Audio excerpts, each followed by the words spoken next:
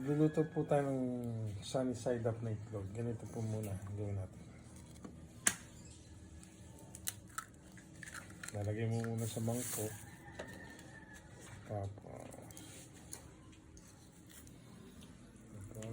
yan, kadali. Tapos, another ulit.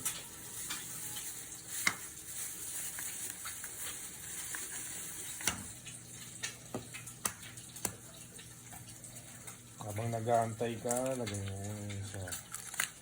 Para hindi nasisira yung kulay.